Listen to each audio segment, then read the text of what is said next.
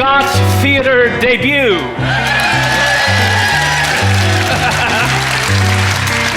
The name of the show is Taps, Tunes, and Tall Tales. Taps, Tunes, and Tall Tales, all performed on the world's tiniest tap stage. I've played the Palace, and I've played the Sticks. I can do shuffles, and I can do kicks. I've taken my bows, and I've taken my licks. Lord help me, I love it. I've danced for a fortune, I've danced for a buck, in front of the Queen, on the back of a truck, been up in the White House, and down on my luck. I've had two big breaks in my career. One when I fell down on stage and broke my foot, and two, when I fell down on stage and broke my foot again. After the second break, the first call came from my spiritual mother, Carol Channing. She said, "Doggone it, Tommy Tune, did you break that doggone foot again?" I said, "Yes and no, Carol Channing. It was the same exact bone, but the opposite foot." "Oh," she said, "perhaps that's God's way of giving you symmetry." I love the opening nights, the flashing lights. Fred Astaire attended the Broadway opening of My One and Only. He came backstage afterwards, looking exactly like Fred Astaire.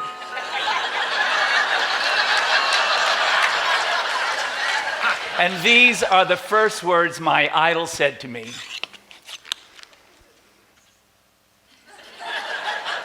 "You are a tall son of a bitch." The story of my life. But I've got the cart before the horse. Before I could experience the thrill of a Broadway opening, I had to get started right. So let's back up to Houston. Houston, Texas. In the 50s. You see, my father's great dream for me was the same as every Texas father's dream for their firstborn son. They want us all to leave Texas, go to New York, and dance in the chorus of a Broadway show.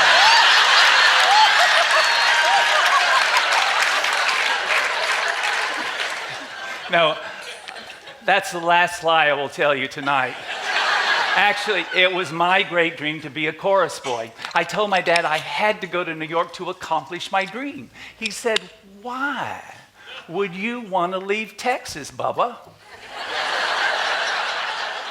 We got everything here." I said, "Dad, you're right. Texas has everything except for one thing." "What's that?"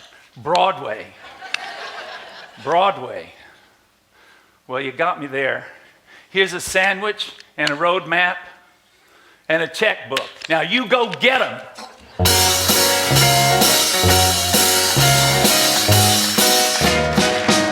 I arrived in Manhattan on St. Patrick's Day.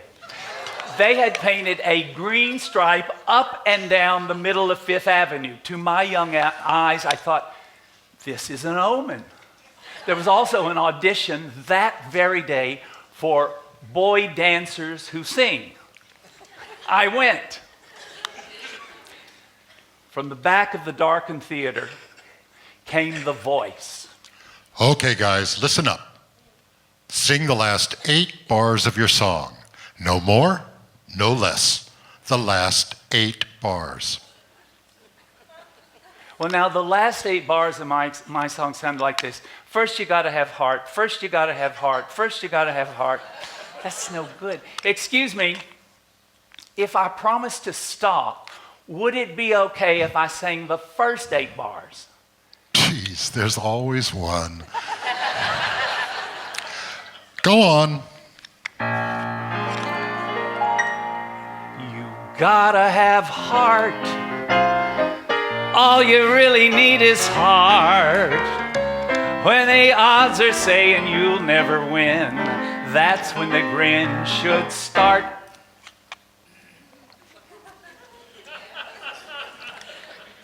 Why did you stop?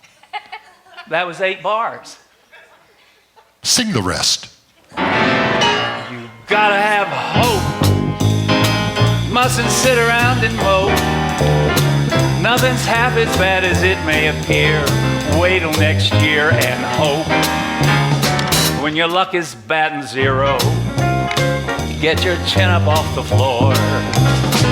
Mister, you can be a hero. You can open any door. There's nothing to it but to do it. You gotta have heart. Miles and miles and miles of heart. Oh, it's fine to be a genius, of course, but keep that old horse before the cart. First you gotta have heart. First you gotta have heart. First you gotta have heart. Once again, the voice in the dark. How tall are you, son? 5'17 3/4". Can you dance? You bet. A 5, 6, 7.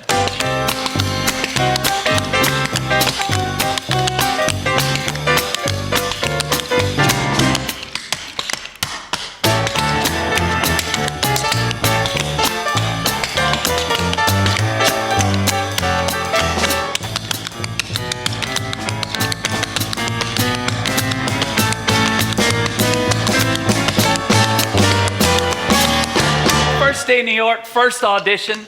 I got the job singing and dancing in the chorus, and I have been in the show business ever since.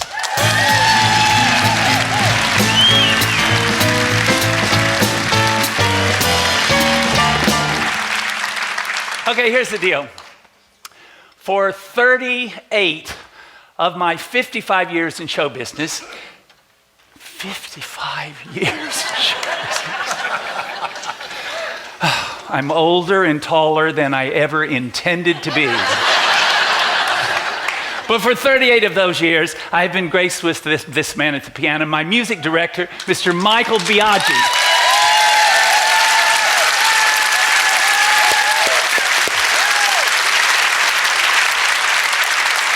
On bass, Rex Dozarth.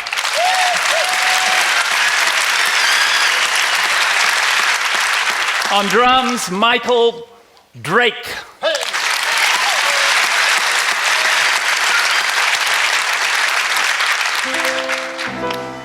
Very early on, I learned that to be in show business is to be on tour. Alfred Lund and Lynn Fontanne taught Carol Channing about touring when she was just getting started. Carol Channing taught me. These were her exact words. She said, "Tommy Tune, if it is your desire to pursue a career in the theatrical arts, you must tour your shows to the capitals of the world." I said, "Name one." She said, "Minneapolis." So I toured, and I toured, and I toured. Not just concerts like tonight, but the shows, the big shows, the ones that I either directed and choreographed or appeared in. Shows like, see, we would do them in New York on Broadway, and then after we played a few seasons, we would send them on the road to national tours, sometimes international tours, all over the world. Shows like The Best Little Whorehouse in Texas. Yeah, that was my first. Nine, the musical. Grand Hotel, the musical. The Will Rogers Follies. A Day in Hollywood, and the big shows. I also did concert type shows. I did acts, actually. I did 4 distinctly different acts with a big band, 18-piece orchestra. We'd take those all over. I even played the Soviet Union when the Iron Curtain was still down. There I was in Moscow, one of the capitals of the world. Center stage, in the Hall of Columns, tap dancing up a storm on the exact spot where they had laid out Lenin. He didn't seem to mind. But the reaction from the Soviets at the end of the show was disconcerting. See, they clap in unison like this. Do it with me so I can give you an idea of what I was facing. Don't get faster. Think very Soviet. Make it very Putin-esque. Now stamp your feet under your chairs at the same time. That's what they did. and it got louder and louder and faster and faster. 5,000 Russians going like this. I was terrified. You just never know what to expect in a foreign country. Speaking of Texas, we were down in Houston not long ago. We needed to get to Paris. So I called the local office of the famous airline. This is how they answered. Bonjour, Air France. Can I help you? I had one wonderful year on the road in a really snazzy production of Bye Bye Birdie, co-starring with Anne Reinking. You saw that? Oh, good. I'll tell her. Gene Sachs directed it, Annie and I choreographed, and I played Albert to her Rosie. I was never crazy for flowers. I confess that nothing left me colder. I could watch a daisy for hours, and all I'd feel is several hours older. Lilacs or lilies, any bloom you please. All that they did was make me shrug or sneeze. But now I love each blossom that I see, for a lovely little rose loves me. Now my life is rosy since I found my Rosie. With a girl like Rosie, how could I be blue? Hand in hand we'll mosey, me and little Rosie. Life would be so cozy in a cottage made for two. Oh, I once heard a poem that goes, a rose is a rose is a rose. Well, I don't agree, take it from me. There's one rose sweeter than any that grows, and that's my Rosie. I'm so glad she chose me. Life is one sweet, beautiful song to me. Returning to Manhattan after an extensive tour, there is always a crash. An emotional crash. They loved you in London, but now you're back home, unemployed, and still yearning for that loving feeling that you get on stage. So what do? You look for it off stage. And I did. And I got lucky. And I found it. Don't ask me just how it happened. I wish I knew. I can't believe that it happened. But still it's true. Hide your heart from sight. Lock your dreams at night. It could happen to you. Don't count stars, for you might stumble. Someone drops a sigh, and down you tumble. Keep an eye on spring, run when church bells ring. It could happen to you. All I did was wonder how your arms would be, and it happened to me.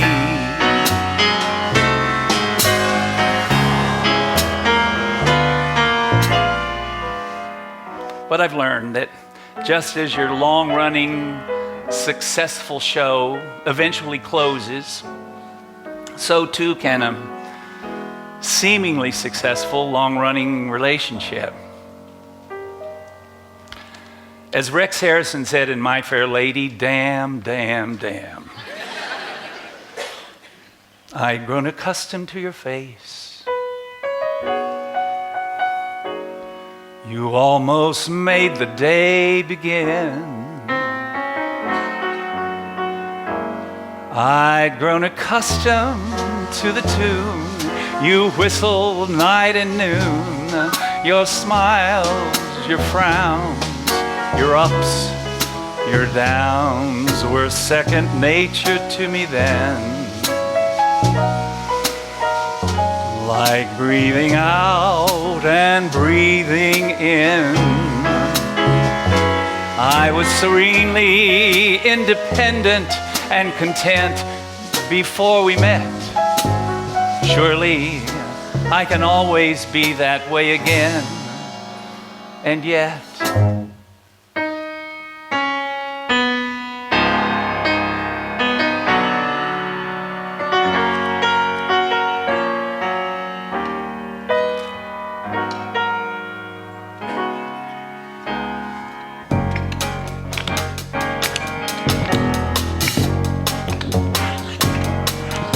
when this old world starts getting me down and people are just too much for me to face,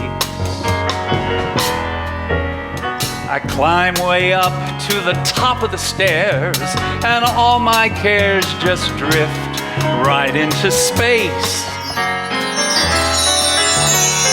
On the roof, it's peaceful as can be.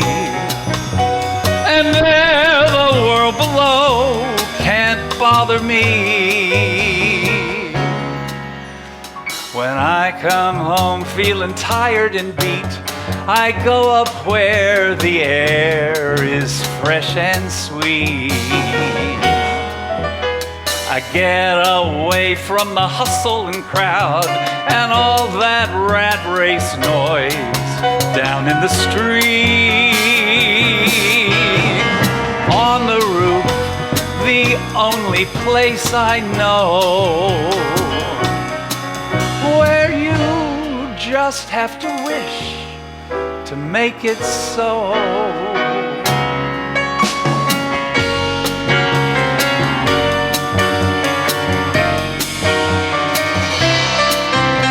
At night the stars put on a show for free. And darling, you can share it all with me. Right smack dab in the middle of town, I've found a paradise that's trouble-proof. And if this world starts getting you down, there's room enough for two. Up on the roof,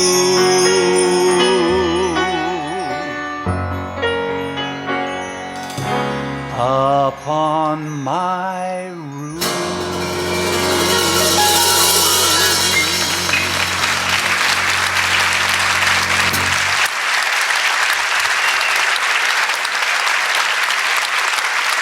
Thank you. Now, I included that song in the show because after living on the island of Manhattan for 55 years, I've lived uptown, downtown, east side, west side, mid. I've been very peripatetic. Look it up. I recently, he said I will. I recently found, acquired, and moved into what I consider to be at last my spiritual home. It's this tall, eccentric tower that sits on top of this big apartment building. So it's literally, as the song says, up on the roof. I have a 360 of the whole city, and from my kitchen window, I can look directly across and into the apartment of Greta Garbo. She doesn't live there anymore.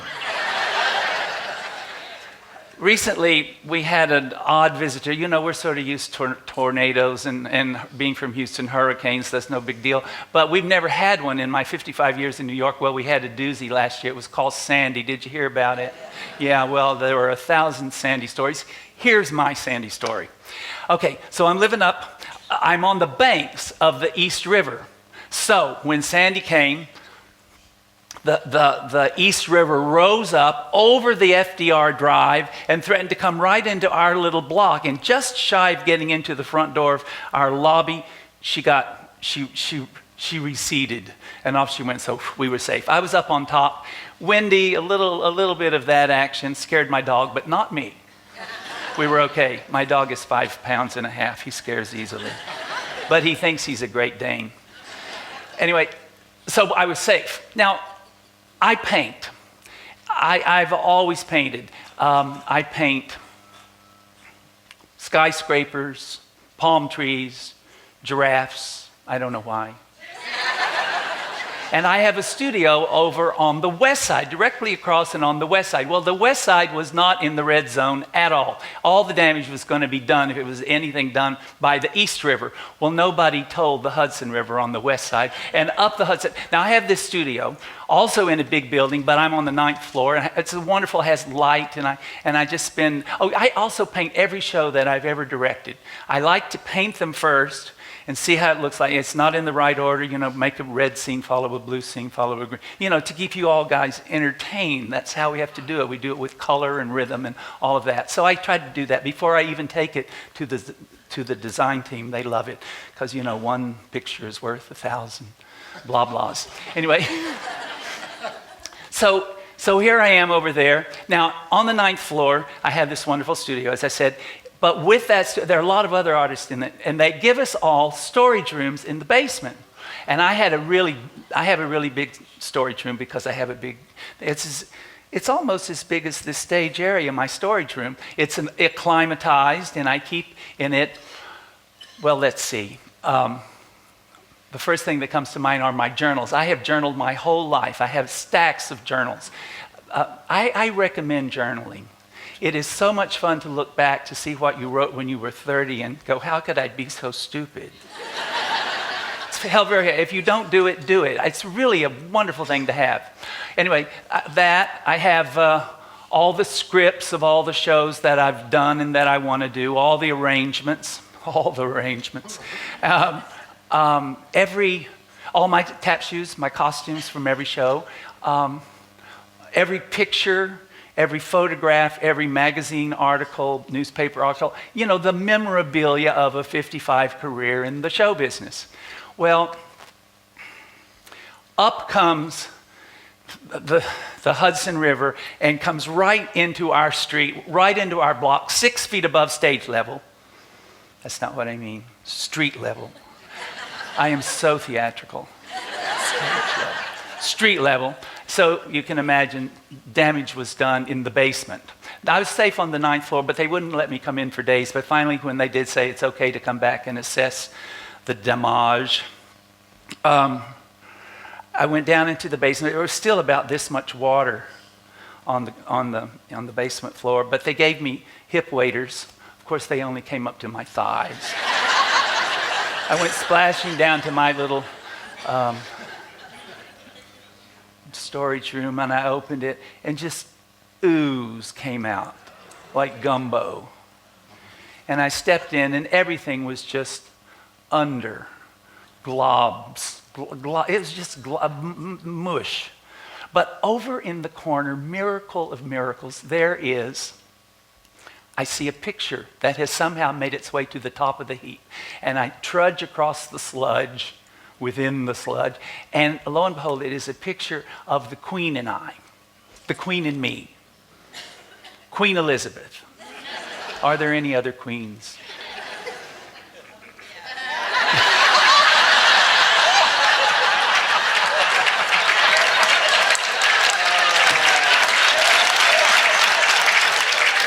I think I'm the color of my suit. Well, and it was the night that I appeared on the Royal Variety Show. And I did this number. And so when you do that, you get to meet the Queen, and they give you lessons on how to royal lessons. Don't speak until spoken to. Do not offer your hand until she offers hers. Never shake the queen's hand. Grasp it gently. Address her as ma'am. Bow from the waist. All those things. Well, I was ready to be perfect. But she just made it so wonderful. She is so warm and so interested in what we do. And let me tell you something. The queen is not photogenic. The queen is beautiful. She has this peaches and cream complexion that all those British gals have. And she is so royal, but so, well, I just loved her. I loved her. And so I got my picture taken with her. Here's the picture. I went, at least this is saved. Everything else is, here we go. So I bent down slowly and lifted it by one corner up. And as I lifted it, it just disintegrated into oatmeal. And I stood there looking at the dreck of my life. And I thought, Tommy Tune, you don't need the proof. You have the truth.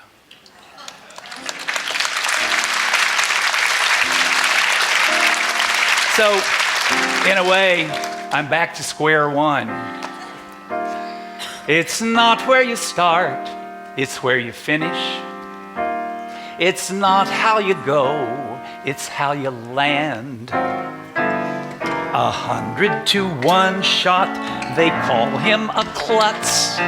Can outrun the favorite, all he needs is the guts.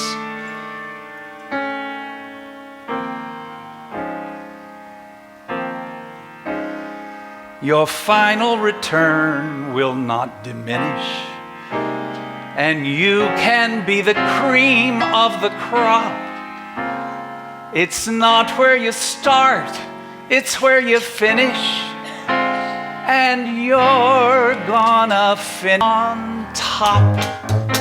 In 2009, I was officially designated a New York Living Landmark.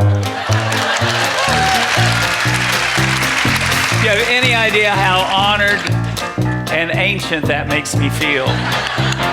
Due to architects quite gifted, Father Knickerbocker's face is being lifted so much that we hardly know it as such. All the streets are being dressed up, so before they ruin Broadway, I suggest up we go to the city fathers and say, whoa, glorify 6th Avenue and put bathrooms in the zoo, but please don't monkey with Broadway. Close the village honky-tonks, suppress cheering in the Bronx, but please don't monkey with Broadway. Though it's tawdry and plain, it's a lovely old lane, full of landmarks galore and memories gay. Hey! Move Grant's Tomb to Union Square and put Brooklyn anywhere, but please, please, I beg on my knees, don't monkey with old Broadway.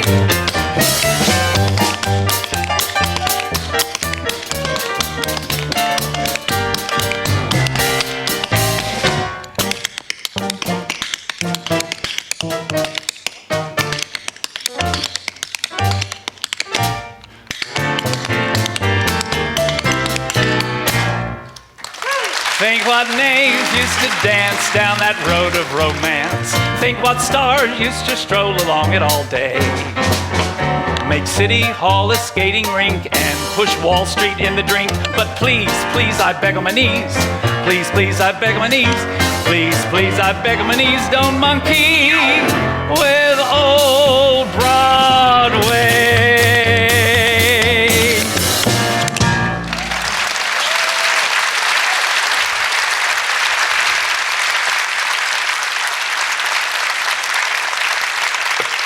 Oh, Fort Worth, I love you.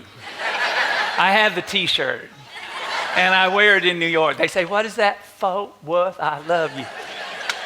And I especially love your art museums. The big three, the Kimball and the Amon Carter and the Modern. Every time I come to New York, because I come to New York, I come to Fort Worth, I always have to go to the art museums because this may be where the West begins, but I think it's where it's the new frontier for art. I congratulate you on your museums. They're just fabulous. I had lunch with Salvador Dali once. Would you like to hear about it? Oh, good. I had just won my first Tony Award, which was for Best Supporting Actor in a Musical. So I was the new kid on the block, and I was invited to have lunch with Salvador Dali in his suite at the St. Regis. Well, now, Pat Acid told me that Salvador Dali loves candied violets. So I traipsed all over the island of Manhattan looking for candied violets. I eventually found them in Takashimaya. Great store, it's not there anymore. And so comes the appointed day, and I got all gussied up. And with my parcel in hand, I was ushered into the great man's suite. Oh, I had decided that it would be a nice international gesture to address the great Spanish artist in his native tongue. So I brushed up on my cowboy Spanish. You know, we're pretty good down here with that. And so I was feeling good. So I sallied forth, and I made a very flowery salutation in Espanol. He answered me in French. I'm not very good at French. I know about 5 words. One of them is merde. Not to be deterred, I came back, changed the subject, something about the weather, in Spanish again. Once again, he answers me in French. One last try, Spanish, French. I said, Monsieur Dali, I am so mixed up. I'm addressing you in your native tongue. You are Spanish, and I'm addressing you in Spanish, but you're addressing me in French. I'm not French, I'm a Texan. I am so confused. He popped up off the sofa and said, congratulations, Monsieur Toon. Confusion is where it's at. It was very surreal. What's next? No, don't tell me. Oh, that's the cue? Vamonos.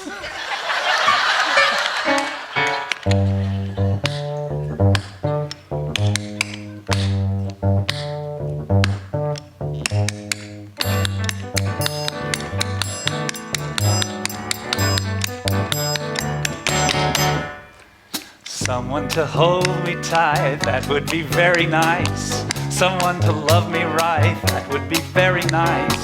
Someone to understand each little dream in me. Someone to take my hand, to be a team with me. So nice. Life would be so nice if one day I'd find someone who would take my hand and samba through life with me.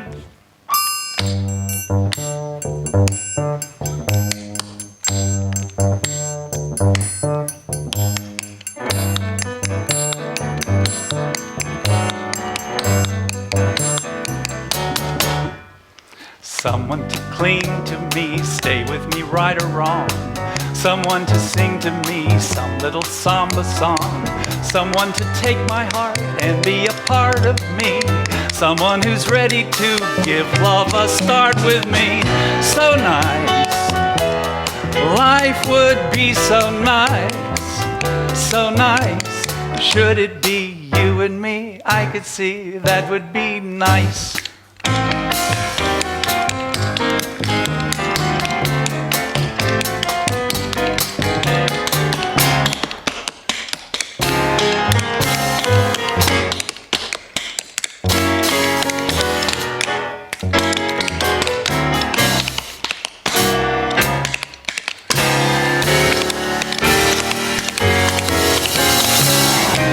Nice.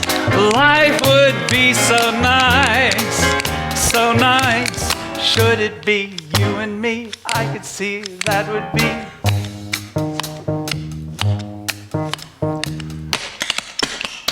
nice.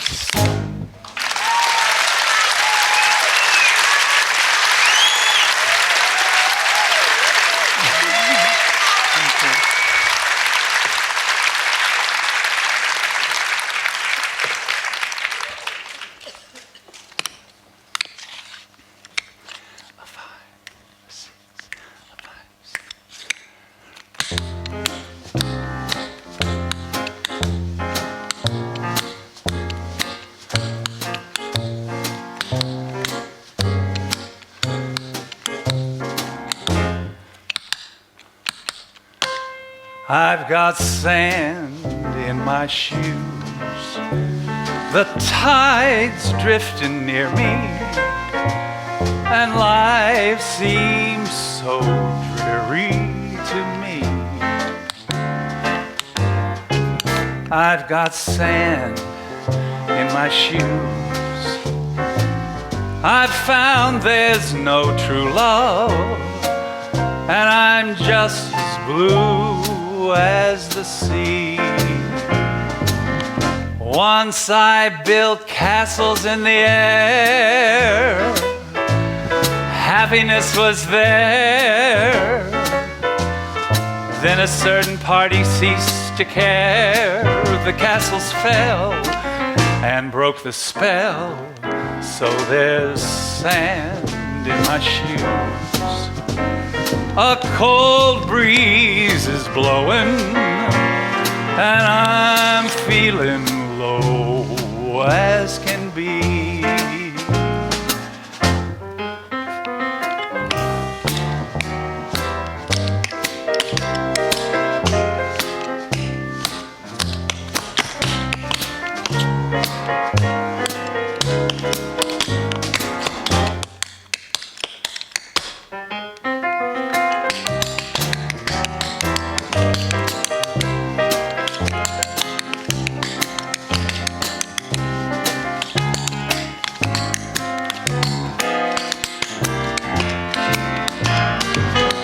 Once I built castles in the air, happiness was there.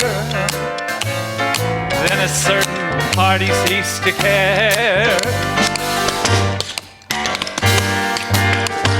So I smile, why not smile? My tears get me nowhere. I know where I stand. I've got sand in my shoes.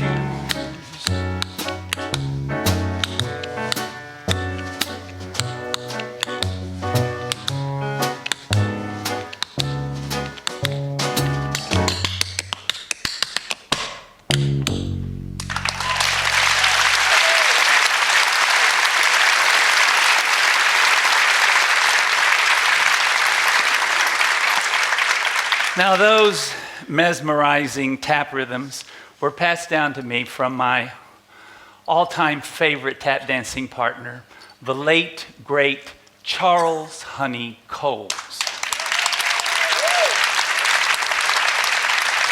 Yeah, I want to tell you all about Charles Honey Coles. He was tall, slender, handsome, a gentleman of color, grace, style, a master of the soft shoe, and a chick magnet. Oh, he was debonair and quite as light as air. In his very soft shoes, how he would dip and glide and skip and slip and slide.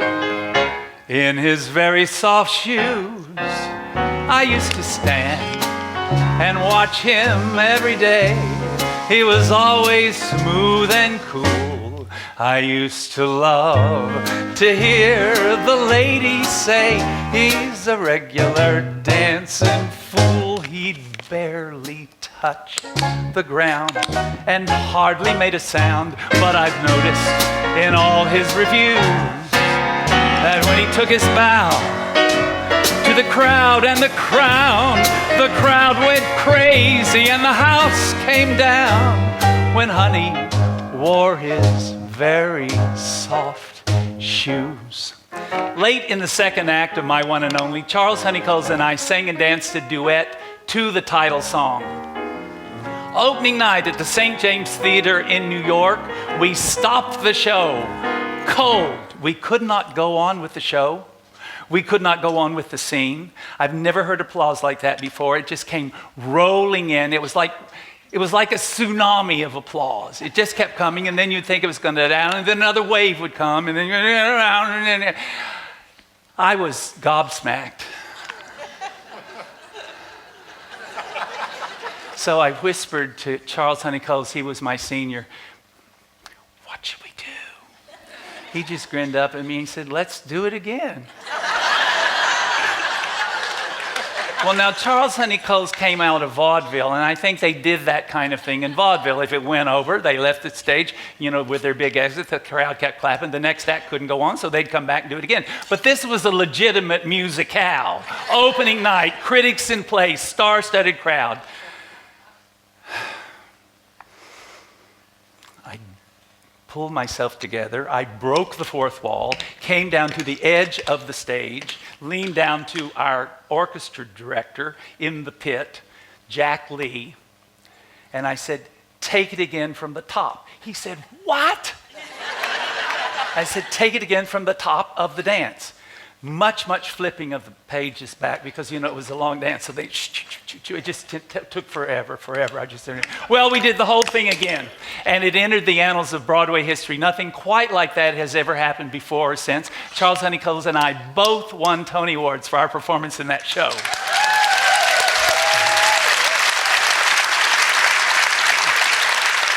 I tell you the truth, I was happier for him than I was for me. He won the Best Supporting Actor, and I just thought this was it. He hadn't had the breaks that I had for reasons, color being a major one of them. And to see him get this notoriety, he was 76 years old at the time, and there he was standing up there on the stage receiving his trophy. And he said, "Well, this just goes to prove if you stick around long enough, something's bound to happen." And it did. We did over 1,000 performances of My One and Only together, and we never failed to stop the show, except once. It was on a matinee in Grand Rapids. The Harlem Barbershop set slid on from stage left. Charles Honeycutt was sitting on his barber chair in the Harlem Barbershop set, looking very nonchalant. That was the word for Charles Honeycutt, nonchalant. I had the first line of the scene. It was the setup for the joke. Charles Honeycutt had the punchline. I entered and said, "Hi, Mr. Magics, remember me?" Charles Honeycutt's line was, "I think so. We don't get that many 6'6" white tap dancers up here." It killed. But that afternoon in Grand Rapids, I said, "Hi, Mr. Magics, remember me?" Nothing. I skipped to the next line. Nothing. I shot a look to our stage manager, David Wolf, in the wings. He prompted him from the script. Still nothing. I glanced down to Jack Lee in the pit. He took it to mean cue music, so he started the vamp. Ever so slowly, Charles Honeycutt rose up out of his chair and drifted downstage, skipping the scene and the song entirely, and slid directly into the dance. He did not miss a sound. But when it was over, he just gestured to me like that, which I took to mean no encore. He found his way back to his stool, and they slid him off.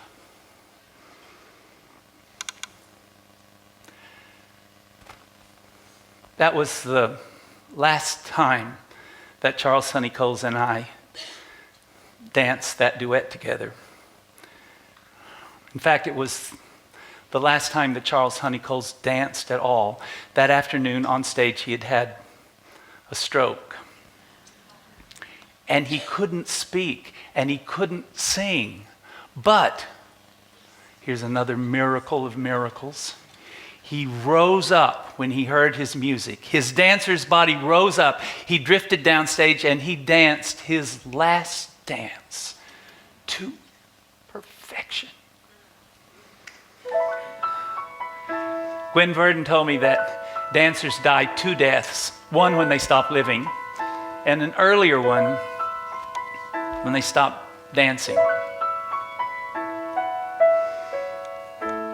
Oh, it's a long, long while from May to December, but the days grow short when you reach September, when the autumn weather turns the leaves to flame. One hasn't got time for the waiting game.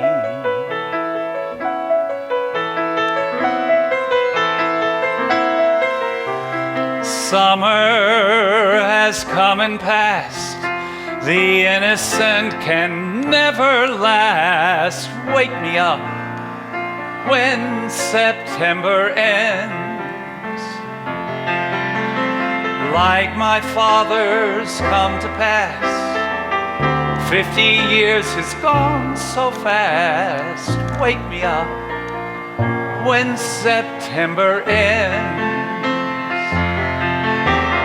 Here comes the rain again, falling from the stars, drenched in my pain again, becoming who we are.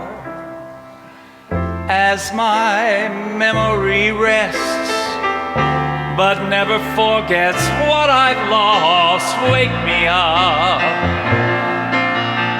wake me up. Oh, the days dwindle down to a precious few. September, November,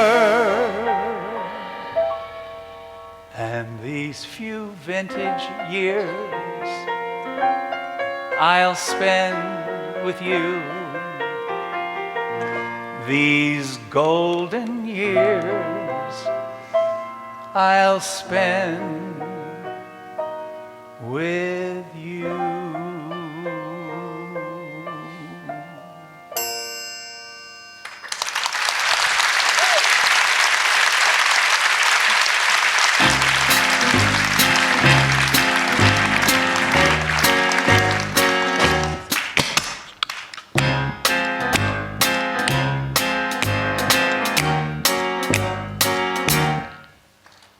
Raindrops keep falling on my head, and just like the guy whose feet are too big for his bed, nothing seems to fit. Those raindrops are falling on my head, they keep falling. So I just did me some talking to the sun, and I said I didn't like the way he got things done, sleeping on the job. Those raindrops are falling on my head, they keep falling. But there's one thing I know, the blues they sent to meet me won't defeat me. It won't be long till happiness steps up to greet me. Raindrops keep falling on my head, but that doesn't mean my eyes will soon be turning red. Crying's not for me, 'cause I'm never gonna stop the rain by complaining, because I'm free.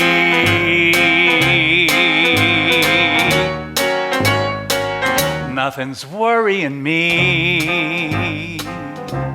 What a life. And through it all, I have been blessed with a veritable chorus line of beautiful, wonderful, impressive dancing ladies. Stars, every one of them. Let me just line up a few of them that I can remember tonight. Chita Rivera, Gwen Verdon, Anne Reinking, Tina Turner, Carol Channing, of course, Barbra Streisand, Sandy Duncan, Lucy Arnaz, Lauren Bacall, a piece of work, Marge Champion, Drew Barrymore when she was 11. Joan Rivers. Phyllis Dillard. I taught her to hustle. But the one partnership that Broadway audiences really seemed to cotton to was when I teamed up with my one and only Twiggy. When my life is through and the angels ask me to recall the thrill of them all, then I shall tell them I remember Twiggy. And I met on a soundstage in London. We were filming Ken Russell's version of The Boyfriend. It was love at first sight. I remember the first time I saw her, she walked onto the soundstage in her little 20s frock, and I thought, so this is Twiggy.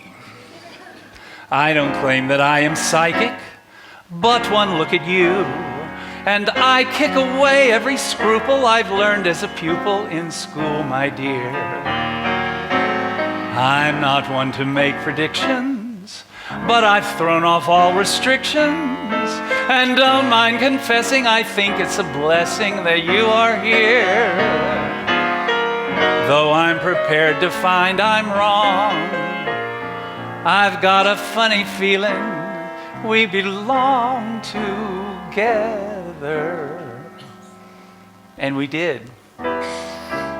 But after The Boyfriend wrapped, it would be 10 long years before I get to work with Twiggy again, this time on Broadway in the new Gershwin musical, My One and Only. Now, there'd been a lot of scuttlebutt on the Rialto that season about this forthcoming new Gershwin musical. Some interviewer said, just what do you mean by new Gershwin musical? And I said, well, the idea was this: to take these wonderful classic Gershwin tunes that had not been heard on the Great White Way in a couple of decades, create, invent a whole new theatrical context for them, thereby introducing them to a whole new generation of Broadway theater goers.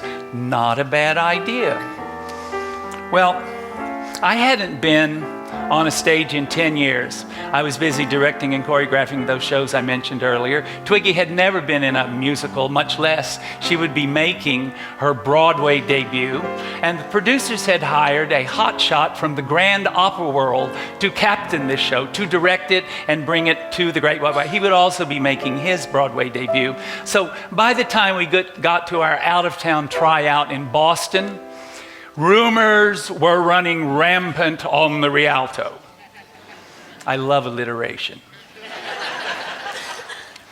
First thing that happened was there was a fire backstage at the Colonial Theater. The second thing that happened was the producers fired the hotshot Grand Opera director. The third thing that happened is they came to me and said they wanted to for me to take over the direction of the show. I said, wait a minute. I haven't been on stage in 10 years. I'm already playing a leading role. I'm already choreographing the show with Tommy Walsh, and I'm teaching Twiggy how to tap dance. Too many hats. They said, you take over the direction of the show, or we're closing it right here in Boston. I said, okay.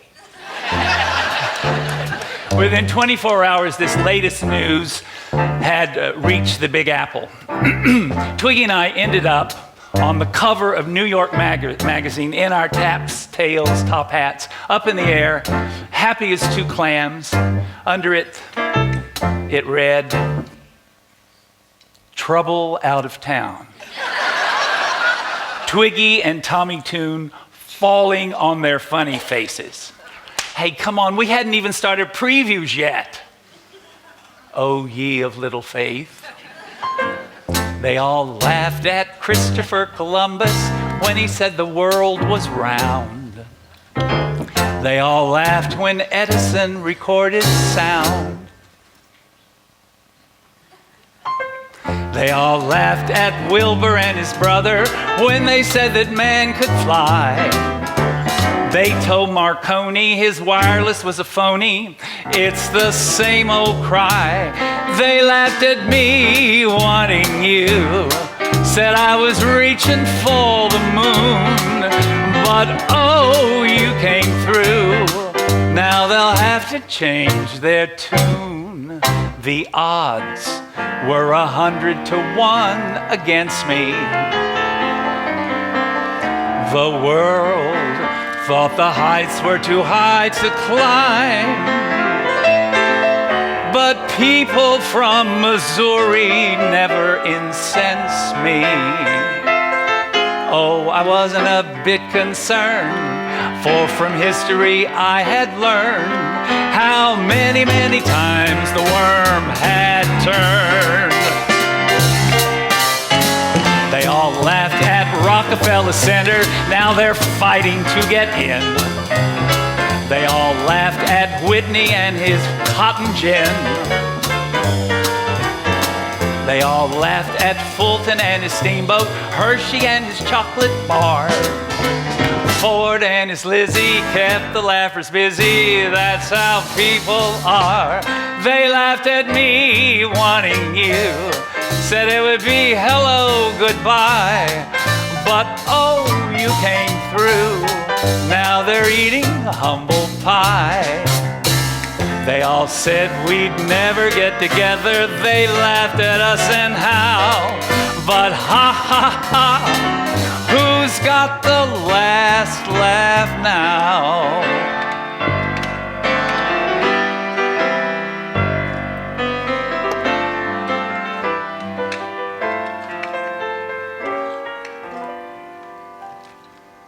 Soon, my dear, you'll never be lonely. Soon, you'll find I live for you only. I'll find the happiness I've waited for, the only girl that I was fated for. Oh, soon a little cottage will find us safe, with all our cares far behind us. The day you're mine, this world will be in tune. Let's make that day come soon. The day I took over the show, the gods of the theater descended on Boston. Among them came Tony Walton, the great set designer, who redesigned the scenery for the show so it looked like this beautiful Gershwin music sounded. Then came Peter Stone, the book writer, who gave us a whole new libretto filled with love and laughter. And then the great Mike Nichols materialized and touched every single aspect of our production.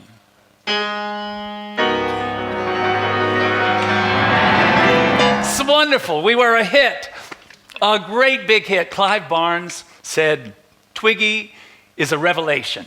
Somebody else smart said, Twiggy and Tommy Tune are the hottest thing on four legs. I love that one. We had a good run. We made a lot of people happy. But as I said before, even your favorite long-running shows eventually close. But it was particularly bittersweet for both Twiggy and me when that final curtain rang down on my one and only. Our romance won't end on a sorrowful note, though by tomorrow you're gone. The song has ended, but as the songwriter wrote, the melody lingers on. They may take you from me, I'll miss your fond caress. Though they may take you from me, I'll still possess the way you wear your hat, the way you sip your tea, the memory of all that. No, no, they can't take that away from me. The way your smile just beamed, the way you sing off key, the way you haunt my dreams. No, no, they can't take that away from me. We may never, never meet again on the bumpy road to love. Still I'll always, always keep the memory of the way you hold your knife, the way we danced till 3, the way you changed my life. No, no, they can't take that away from me. No, they can't take that away from me.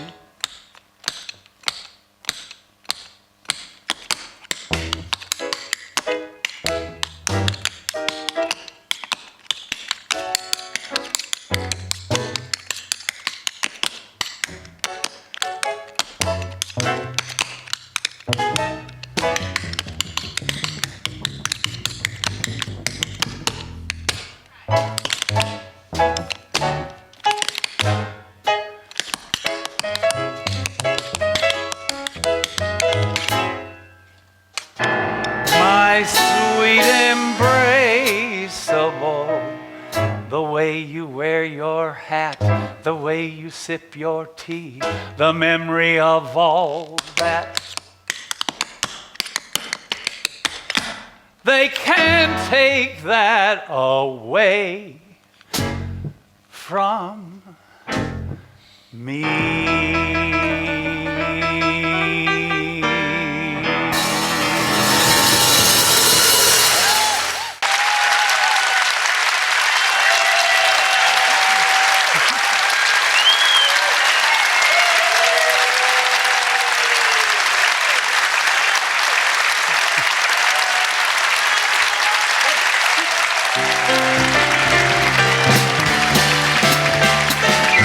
I got rhythm, I got music, I got my gal who could ask for anything more.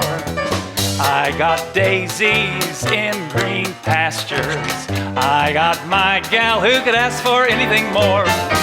Old man Trouble, I don't mind him, you won't find him round my door. I've got starlight, I've got sweet dreams, I've got my gal who could ask for anything.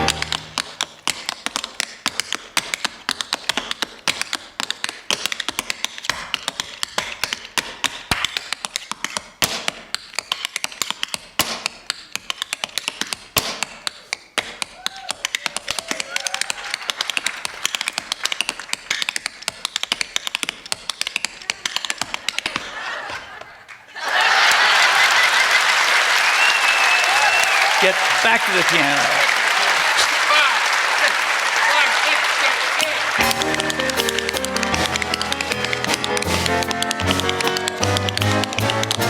I'll build a stairway to paradise with a new step every day. I'm gonna get there at any price, stand aside, I'm on my way. I've got the blues, but up above it's so fair. Shoes, go on and carry me there. I'll build a stairway to paradise. I'll build a stairway to paradise with a new step. A new step. With a new step every day.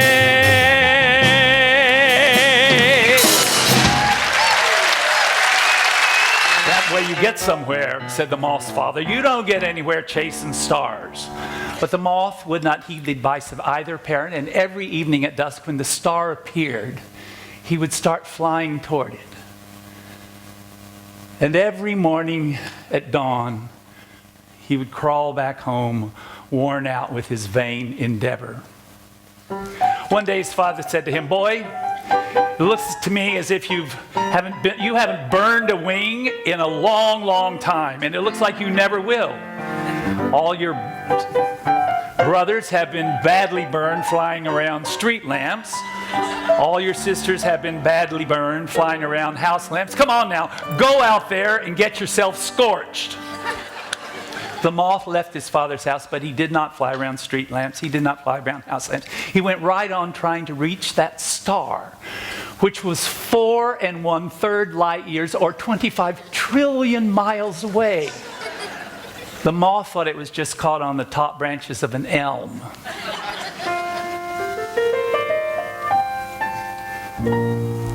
He never did reach that star, but he went right on trying. Night after night. And when he became a very old moth, he began to think that he really had reached that star, and he went around saying so. This brought him a deep and lasting pleasure, and he lived to a great old age. His parents and his brothers and sisters had all been burned to death when they were quite young. Moral: who flies afar from the sphere of our sorrow is here today and here tomorrow.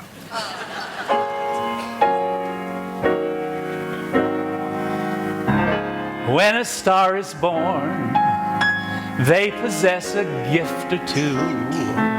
One of them is this: they have the power to make a dream come true. Long ago and far away,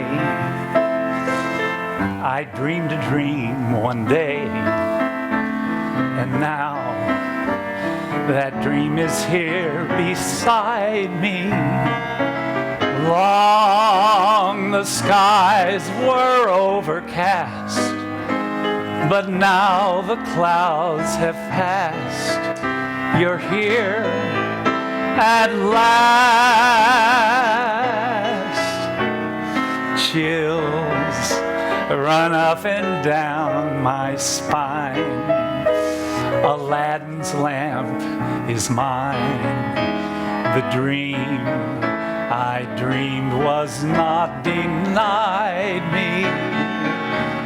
Just one look, and then I knew that all I longed for long ago was you.